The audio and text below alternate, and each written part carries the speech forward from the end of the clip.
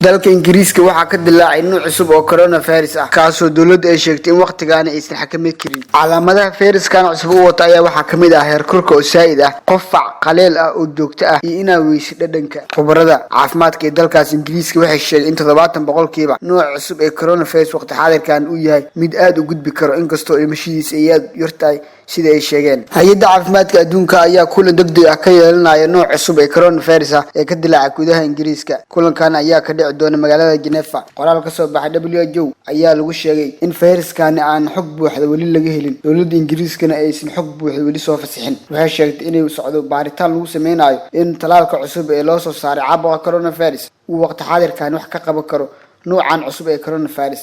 23% uu isbedelay coronaviruskii hore ayaa warbixin ka soo baxday WHO lagu soo gabagabeeyay. Wasiirka caafimaadka dalka Ingiriiska ayaa sheegay waqti xaadirka in nooc cusub ee coronavirus aysan waxba ka qaban karin. Wuxuu sheegay inuu faraha ka baxay waqti xaadirkaana ay wadaan dadaalo ay ku doonayaan inay mar kale ku xakameeyaan.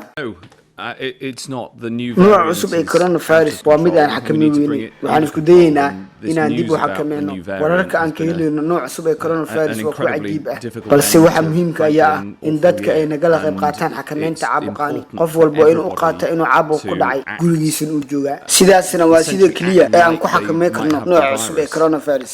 Dalal badan oo caalamka ah ayaa mamnuucay duulimaadyadii ka imaan jiray dalka Ingiriiska. Dalalkaas waxaa kamid ah Argentina, Belgium, Bulgaria, Canada, Chile, Colombia, Denmark, El Salvador, Tunisia, Lebanon, Finland, Faransa, Talyaaniga, India, Iran, Israel, Jordan iyo dalka Kuwait oo lagu daray Switzerland iyo dalka Turkiga iyo Suudaan.